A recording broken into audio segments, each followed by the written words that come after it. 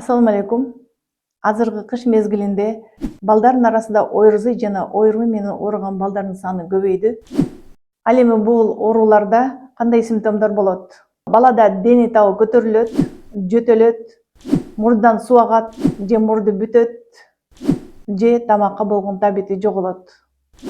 Урматтуу ата-энелер, мындай учурда үй шартында кандай дарылайсыздар?